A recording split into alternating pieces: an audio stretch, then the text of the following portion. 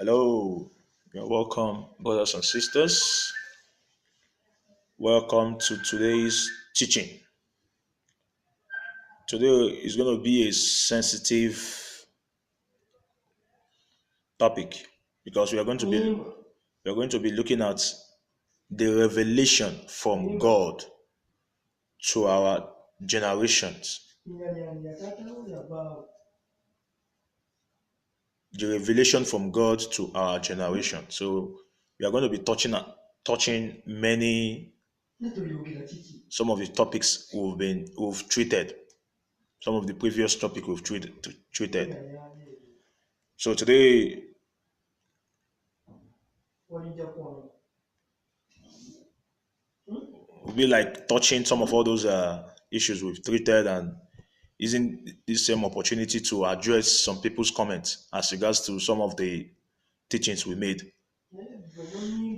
Before we begin, let us say a brief prayer. In Jesus' name, Lord, we thank you for this hour. Father, we pray for your grace to be upon us as we are about to go through your word. We pray and send your Holy Spirit to teach us. We pray also for the viewers that will be listening. We pray that you open their eyes, you open their spiritual eyes, their spiritual minds. We pray that you make them understand your word.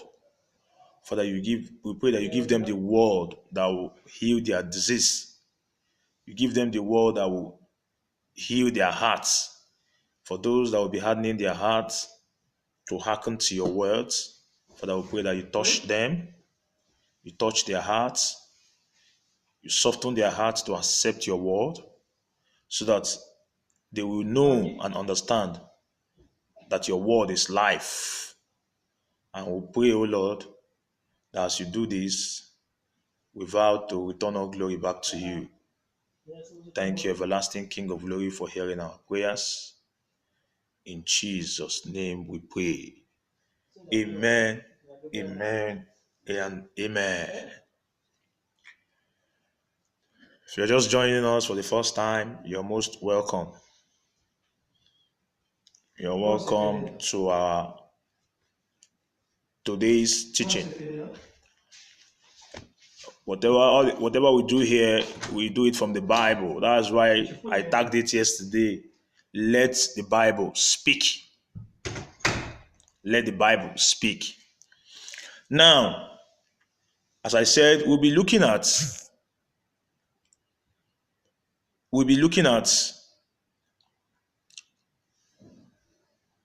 the revelation from God to our generation of today. You know, I don't just come out and start saying things on my own. I like taking it from the Bible. Just as I said, if it is not Bible, I am not in. And inside the Bible, if it is not holiness and righteousness, I am also not in. Because that is the guarantee, that is the certificate for you to make heaven. That is your visa. That is your visa. Your visa, your visa is being born again. Total repentance. Of course, if you have a visa, if you don't get ticket, you cannot travel. Then your ticket is holiness and righteousness to travel to heaven. That is, it's as easy as ABCD. You know, some here, if you want to get visa, you must pay. But in this case, it doesn't require you anything. The only sacrifice that is required of you, is to live a holy and righteous life. After you've genuinely given your heart to Jesus, giving your whole life to Jesus. It doesn't cost much. So whatever we are doing must be from the Bible. My opinion, my think, my belief is not necessary. It's not important. What matters is what the Word of God says. So now let's start. I will take Joel. I will be taking like one verse for this particular topic. I will take Joel chapter 2, verse 28. I'm waiting for good news, please. He said the day of the Lord, that's the title. As in, that's the theme. of this passage I'm about to read. Just one verse.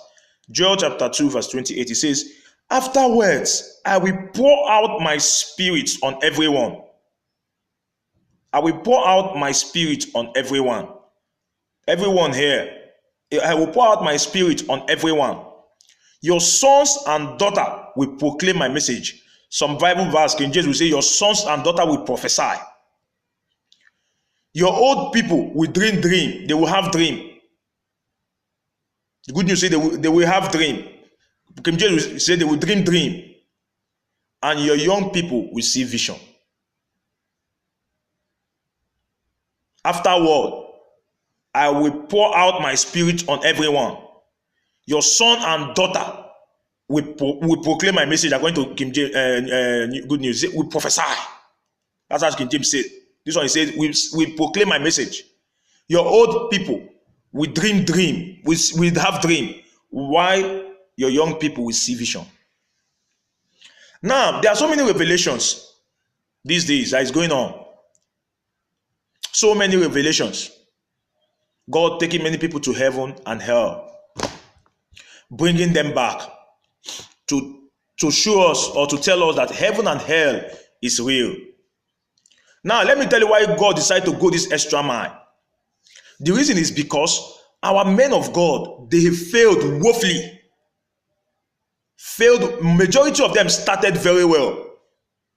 But because of the love of money, because of the love of worldly things, because of the love of money, they deviated from the main purpose. They deviated from the main call and started giving us prosperity. Receive it. Take it. That's what they are preaching now. They started well from the beginning, no doubt. But as time goes on, because of the love of money, they deviated. Deviated from the main truth. Started talking more of, they started talking more of property. What is it called? Prosperity. Things of the world. Remember, the Bible said, you are not of this world. You are not of this world. Me, I am not of this world. That's what the Bible says. That's why I often say, you cannot serve God and mammon. It is not possible. If you want to serve God, you serve God. If you want to serve mammon, you serve mammon. You cannot serve the both of them. One of my friends, those days, one of a very good friend of mine, they say, a child would one Reverend Father was kind of telling him, you are here, you are not here, you are neither here nor here. You cannot be in the middle because you are just like a breeze. If you want to serve God, you serve God. If you want to serve devil, you serve devil. Don't just stand there in the middle. That is my point. You cannot serve God and mammon. Your leg cannot be like this. One leg, no. If you want to serve God, you serve God. And if you want to serve God, you must do away with things of the world. Because you are not of this world. Thus says the word of God. Not from my mouth. You are not of this world. This place is just like a marketplace. That's what the Bible says. Be ye not afraid of those that can kill your body, but cannot kill your soul. Rather, be afraid of he that can kill your body and your soul. That is of this world. Now, when you die, that is when the main life starts. This flesh is gone. It will decay. Your life will now start properly. And at that particular point in time, that is when eternity will now decide where you're going. The eternity is in the middle. No, the eternity, sorry. Yes, it's in the, no, let's just say the eternity is in the right hand side and left hand side. Let's not use middle. I mean, what I simply mean, it's one, just one eternity. But you will not decide.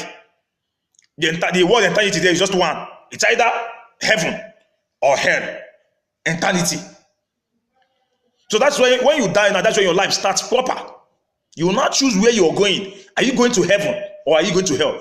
The only thing that will speak, the only thing that will tell, the only thing that will now decide, the only thing that will now decide your next move is how you live your life. Now, how you live your life, it will now come if the way you lived your life, if you lived it in accordance to the will of God. It is very simple. If you didn't live your life in accordance to the will of God, then you know where you're heading to. At that moment, you don't have decision. I cannot go here. No. It's the only decision, the only time you have decision is now. And that is why everybody is crying. God went extra mile because the prophets, the pastors, the whatever they call them, the men of God, they failed woefully. Woefully. They are just interested in their pockets. That's what they are doing now. They went out of God's message and started preaching something else. And that all those things they are preaching is not of God. Because the Bible says, seek ye first the kingdom and his righteousness. Every other thing will be added. The condition there is seek the kingdom of God first. God now went extra mile to confirm those books, those heaven and hell, those things that was written in the Bible, that it is real. It is. God now took people, take their soul. Many people are seeing revelation now. Take their soul, bring them back to confirm that this thing I'm saying, this thing that is in the Bible, it is real. As I speak to you tomorrow, by God, by the grace of God, I will update a video on my Facebook. You will see one critical analysis with Bible quotations of hell and heaven. I got that from YouTube. I'll be updating it tomorrow. Just to tell the world that these things you are seeing are for real. They are not joke. All those things are real. And to back it up, whatever those revelations, not every revelation are genuine, because some are from the pit of hell, to counter the main revelation. Because if one or two pastors' name were mentioned in the revelation, they will now use their own bribe. That's the this word is, I don't know. This word is it has turned to something else. Before God started coming up with all this revelation, God spoke with those pastors. If they can tell themselves the truth, to amend their ways. This is not why I called you. I called you for you to gather my saints, but you have gone out of my way. Like 1 or 2 times with private messages, they ignored it because those things of the world it has eaten them up. They cannot do away with it. God now said, okay, since you've refused to hear my word, let me expose you. Now when they are exposed, they will now use their own. Go and, now the way they've been doing it, they will go and do some kind of back office arrangements. Somebody will now come up and start giving his own revelation or her own revelation, trying to counter the undiluted revelation from God. One good thing I like about Christianity or being born again or genuine Christian is it is not by force. Nobody forces you. It is by choice. Nobody forces you. We're not like other religion that you don't want to serve this one, they will just kill you. No. It is not by force. It is by choice. Nobody will force you. But one thing about life, remember one day you will die. It is compulsory. Death is inevitable. Death is inevitable. And the only people that is afraid of death is those people that are living in sin. A genuine born again that is not an hypocrite that will come front and do and say something and go back. A genuine born again is not afraid of death because he knows where he's going by his grace. It is only those that are languishing in sin that have sold their soul to the devil. The Bible says that some of them are condemned already. There is nothing you can do to bring them out. And what they are doing is to gather more people to themselves. Remember, I said yesterday, the Bible said, narrow is the way that will lead to eternal life, but only few find it. Broad is the way that leads to eternal destruction, and many finds it. But few and many finds it. So that's open way. That's where people want to go. And those people that are condemned already, that even if Jesus come again and say, I am Jesus, they will tell them, no, I want to continue this my life. They are looking for people to put it to themselves. They know themselves. So those revelations you're seeing today, they are genuine ones that are undiluted from God. Just to prove to you that I am not joking. Every bit of God's word, I keep saying it must come to accomplishment. God is not a man that will lie, or a son of man that you should repent. He said his word cannot return void without accomplishing that which it was sent for. That is to say, every bit of God's word here must come to pass. God is not a man. His ways are not our ways. He's a God of justice. He will judge you accordingly. There's no partiality. There is no partiality. He will judge you accordingly. Yesterday I was on YouTube. The video will still go viral because the video just came out, I think. I saw it on YouTube yesterday, just 6 minutes video. A woman that got a revelation, how Jesus appeared to her and told her the time is almost here. Don't forget, we are in end time. The Bible says the days of the Lord will come like a thief. You know, like a thief. You know, thief, they always come in the night when we are all sleeping. That's when they come to perpetrate their act. According to her, she said Jesus appeared to her and was kind of, I don't know how she was saying it, hit something on the ground. The whole ground will like earthquake. And this is almost time for rapture. That the time is near. The Bible says even the angels don't even know the time. The angels don't know the time. So that they wouldn't go and give expo, you know, those days. They wouldn't go and leak the secrets. Even the angels don't know the time. So the days of the Lord will come like a thief. Now, why am I saying all this?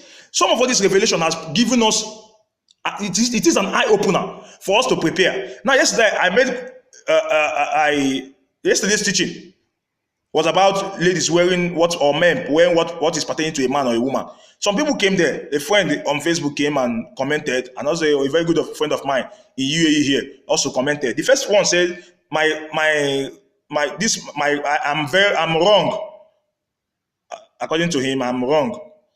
But for the trousers, I want to correct that. Don't say I am. Say the Bible. If you want to say the Bible is, because it's not from my mouth. I read from the Bible, and my teaching came from the Bible. It was only the trouser that you talked about. Don't say I am wrong. Say the Bible, because according to him, he said the trouser has nothing to do with internal. According to him, that's what the Bible says. Not me, but the Bible. Because what I'm saying is from the Bible. So I wasn't there when the Bible was written. I'm only saying what the Bible said. That's what the first person said. Now let me tell you one thing. Your opinion or what you think is inconsequential. It's not important when it comes to things of God. God cannot bend because of you. Hope you know that. Rather, he will bend you. Not that you will bend on your own. He will bend you. Your opinion, what I think, or my belief, according to how my kid brother will always say, my belief, it is not important when it comes to things of God. The word of God stands. His word is A and amen. His foundation cannot be shaken. He is God of yesterday, today, and forever. If God said I don't like it, if God don't like it, if God has said I don't like it from the days of Adam till today, he doesn't like it. There's nothing you can do about it. You don't have an option. The only option you have is either to take it or leave it. Very simple. There's nothing to argue. That's why when it comes to the word of God, I will only open your eyes more. If you're here to argue, I will just leave you. Because I'm not here to argue with you. One thing I know is for sure, we all die one day. If you don't believe now, you will believe tomorrow. Very simple. There's no point arguing with you. If you don't believe now, tomorrow you will believe. It's as easy as ABCD. So your own point, my own point, is not important. What matters is if God doesn't like it yesterday, he still don't like it today, he will still not like it forever. So long as it's written in this word of God, until I say maybe there is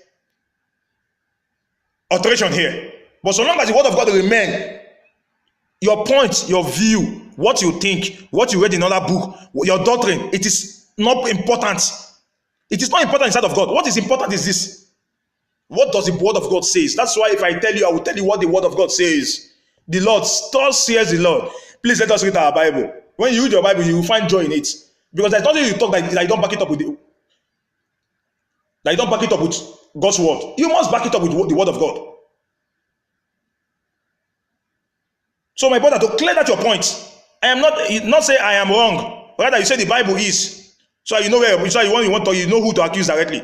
Because I only read that what I have in the Bible, and I gave you facts. And I will also advise. I will also encourage. I will also be happy if you're coming up to like counter a point. Please give me a Bible verse. Don't give me your own opinion. If you are coming with your own opinion, please keep it to yourself. It is not necessary. Please, as I said, I am not here to entertain anybody. I am here to do that which God sent me. Very simple. If you're coming with a point, you don't have a Bible backup, please keep that opinion to yourself. It's not important. Because if it is not from the word of God, I am not interested. I am not. It must come from here. It must. Counter my word with this. Don't counter it with your opinion. Because you're a human being, you can just go out now and just go down. Within 2 seconds, somebody sees you again. So what are we saying? So what were you there when the Bible was written? Or did they in any way consult you before they wrote the Bible? So what your opinion is not necessary. Tell me what the word of God says. Then that's what I will not listen to you. You might make your own point. I will try to open your eyes with the word of God. But my own must come with the word of God. So if you don't have any word of God to counter it further, please, I don't think I will reply you anymore, because your point is not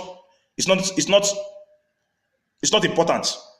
Now that's number one. Secondly, my very good friend here says that the way Africans are carrying this religious thing, that most times he wonder why if Europeans and Americans will make heaven because of their lifestyle.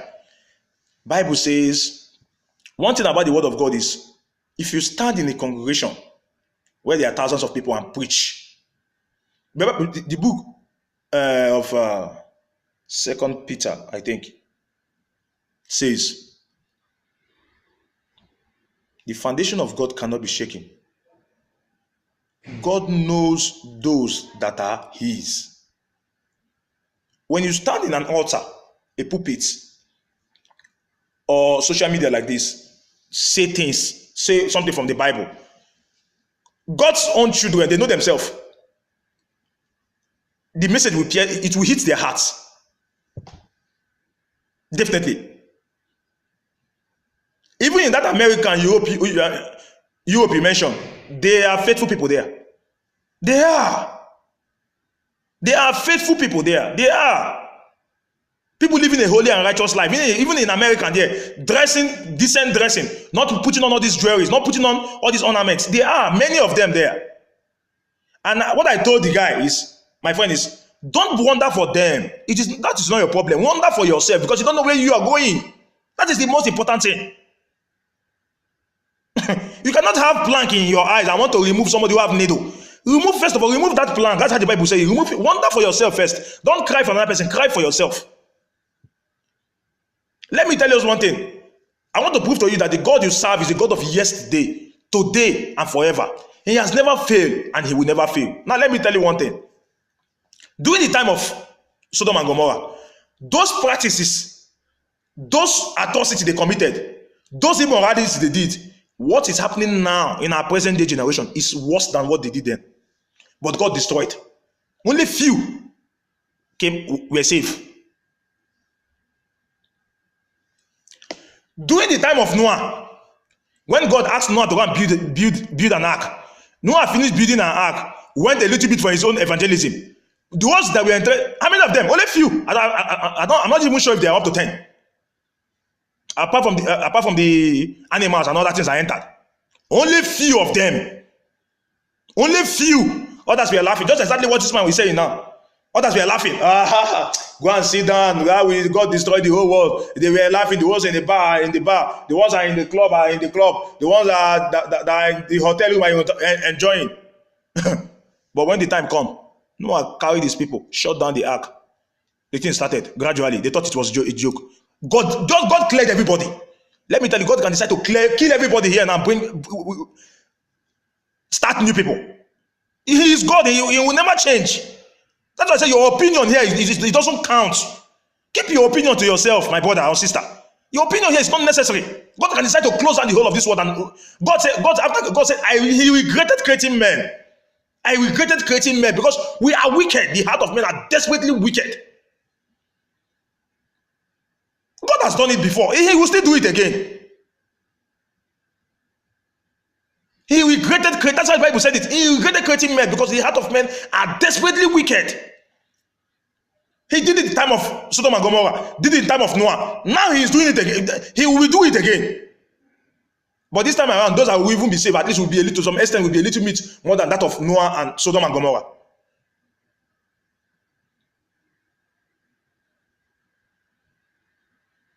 The worst part of it he sent his only begotten son, Jesus, to come and die, shed his blood upon the cross. We are too heartless. And because of ordinary trouser, you cannot sacrifice ordinary trouser that is even written in the word of God. You cannot sacrifice it. You cannot sacrifice makeup. You cannot sacrifice ornaments. You cannot sacrifice worldly life to pay him back, to appreciate his death. You cannot sacrifice immorality. You cannot sacrifice killing, practices of witchcraft. You cannot surrender your soul to him because of ordinary worldly things. Then we are very heartless. Then we are heartless. We are heartless, and that is why the judgment of God must surely fall, because we are not considerate at all. No wonder the Bible says the heart of men are desperately wicked, because if you cannot turn away, or if you cannot live all these worldly things for somebody who gave his life on the cross of Calvary for you, shed his blood, was molested, even when he was well placed in heaven, he came down as human and gave his life as a ransom for you. You cannot sacrifice common worldly things. And you're here, you're telling me, you want to come and give me your own opinion. Who are you to come and bring your own opinion? Your opinion will not work. Are you God? He has said he doesn't want it. He doesn't want it. There's nothing you can do about it. He doesn't collect bribe. Don't come with your own opinion. Come and give me what scripture says. That is the problem. The point. The point is, let the Bible speak. If it is not the Bible, keep your opinion to yourself. It's inconsequential. I'm not interested. Come and tell me the Bible says, and I will listen to you. Not what I think without Bible backup, because you want to enjoy worldly things. May God help us. Honestly speaking, we need God intervention, because the world has turned to something else. If you want to give me a point, come with a Bible verse, a Bible backup. God gave his only begotten son to come and die for our own sin, a sin that he never committed. A righteous man for our own sin. Yet we find it very difficult to forsake worldly things. What is so important? Tell me, what is the enjoyment, please, in these worldly things? Tell me, have you not eaten chicken and pepper soup before? Or that is not even the case. Is it all this while you've been drinking beer and drinking alcohol? What has it done in your body? Some people say, that beer and even alcohol send them to their early grave by causing them to develop kidney problem, heart problem. Since you've been drinking beer, tell me what has beer done to you? Since you've been committing all those atrocity, immoralities, adultery, what have you achieved with it? These are the things we should look at. Like, tell me the enjoyment you have in it. What's the enjoyment? Something that brings condemnation. What does it profit a man to gain the whole world and loses his soul in hell? What does it profit you? What can a man give in the exchange of his soul? What on this planet Earth can you give? We are talking about eternity. By the grace of God, tomorrow I will upload that video. You will see the critical analysis of hell. Then if you don't look at it, if you don't sit down and look at it and analyze it, then you don't have a conscience. What can you give in exchange of your soul? We are talking about eternity here. Eternity forever and ever and ever. At least if you say 100 years, okay. After 1 year, we'll say, I still have 99 years. Let me come out of this place. You don't know. People are saying it's not possible. How can God? Who are you to say so? The Bible has told you eternity. Are you joking with God? The Bible says eternity. You want to interpret it. Your pastor wants to help you interpret it. Is your pastor Jesus or is your pastor God? The Bible says eternity. And don't forget that the word of God must come to accomplishment.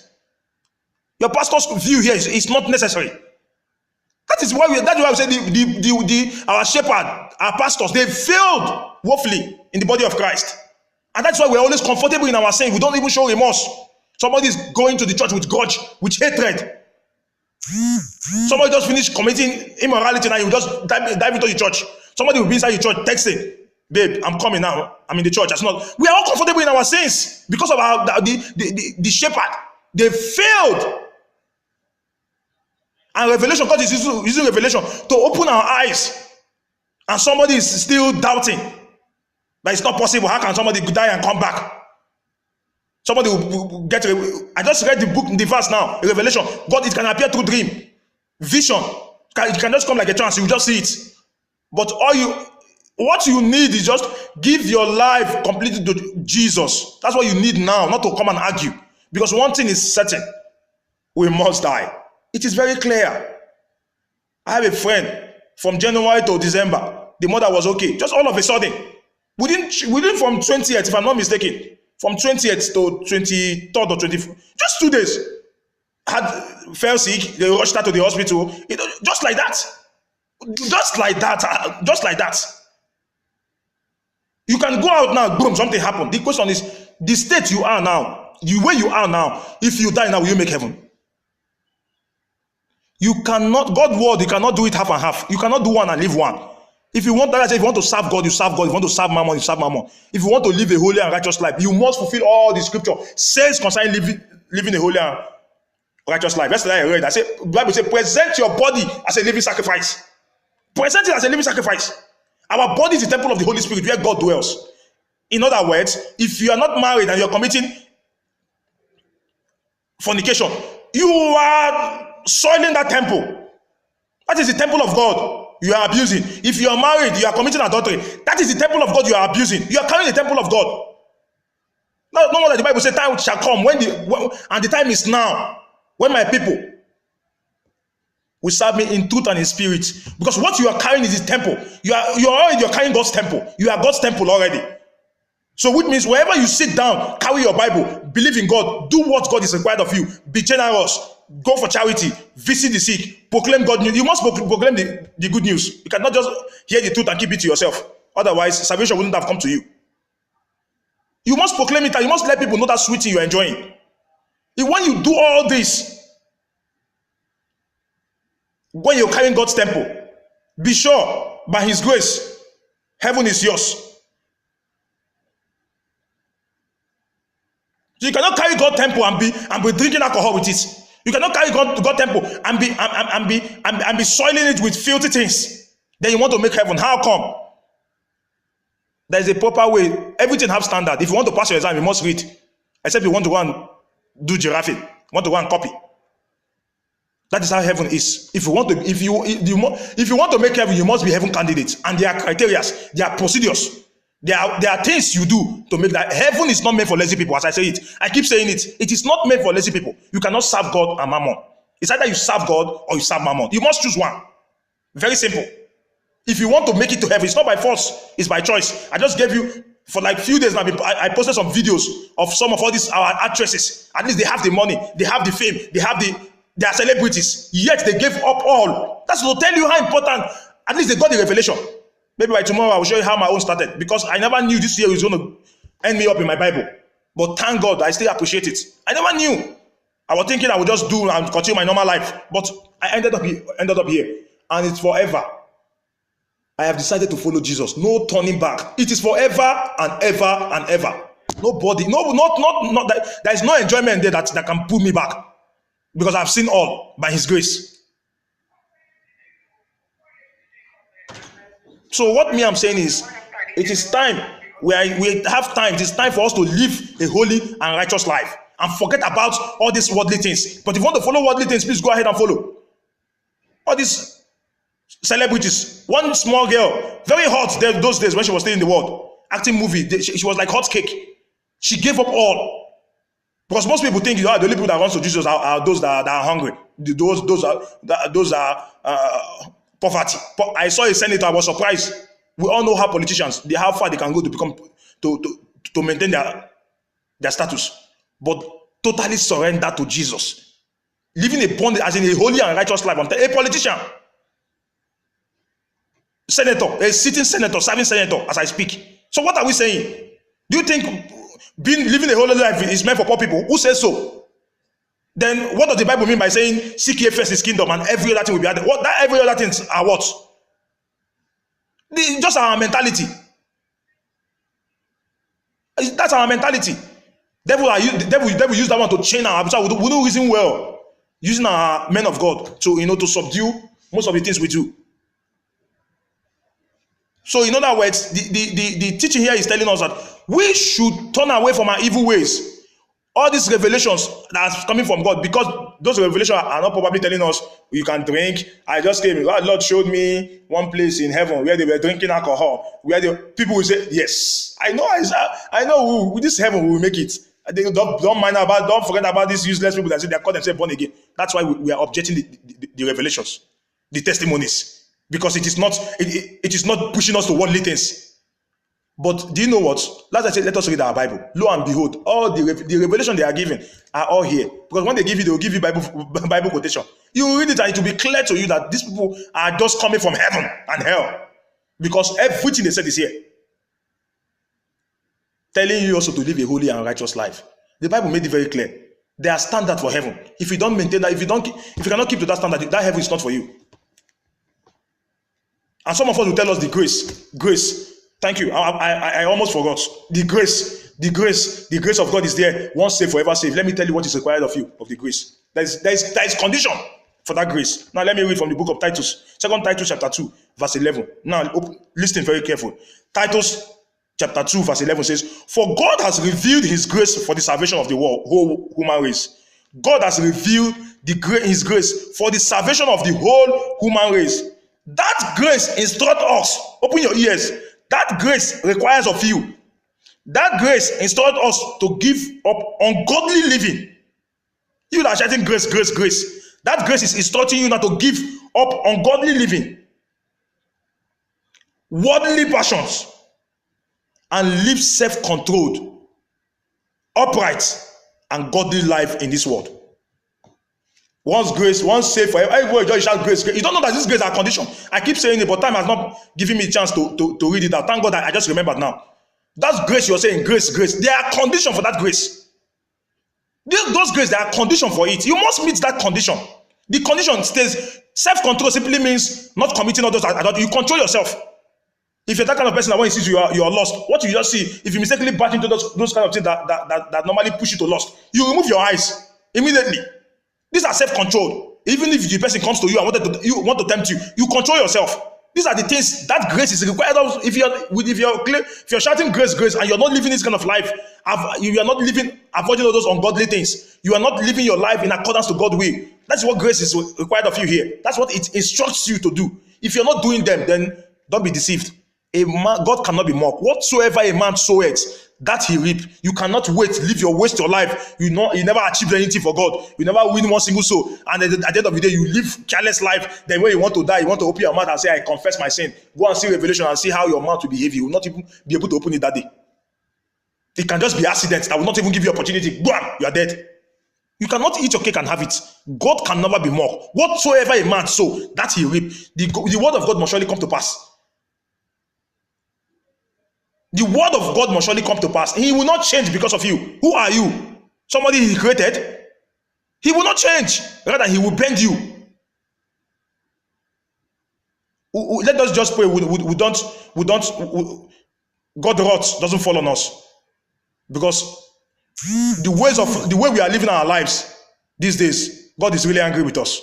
We just need to amend our ways. And I pray that with this message, God in his infinite mercy will open our eyes. Please, if you want to know what this man is saying is true, take your time, as I've said. Pray to God. God, show me the way. So that we will not be held responsible. So that tomorrow we will not cry with anybody's name. So ask him, God, show me the way. I want to follow you. Just show me the way. God will show you the way. Nobody preached to me. Nobody preached to me. Maybe in some of my subsequent video, I will tell you how I find myself in the Bible. Nobody preached to me. And don't forget, when your encounter comes, don't miss it. Because if you miss that opportunity, when the Lord says change, and you will miss it, you might miss it forever. That's exactly what happened to me. That's why until eternity, this is why I will dwell. This word shall not depart from my mouth. I will meditate it day and night. I want to beg you, please change your ways of life. Change your ways of life. That's your mouth you use in complaining or trying to bring out your own point or your view. You might use it to regret tomorrow. You might this date, you will remember it. Because it will play to you on the screen. You will remember, you see standing like this talking. Change your ways of life. Amend your ways. Accept Jesus today as your Lord and personal Savior. Only Jesus is the way. No other way. Accept Jesus. Confess your sins. Believe from your heart that he raised Jesus from the dead. From the bottom of your heart, change your ways of life. Believe in God, and God will help you. As you do so, may God in his infinite mercy, God who is drawing all souls to himself in this end time, may God visit you in Jesus' name. Don't forget my slogan. Be at peace with all men, that without holiness, no man shall see the Lord. Thank you so much for listening. God bless you. We good.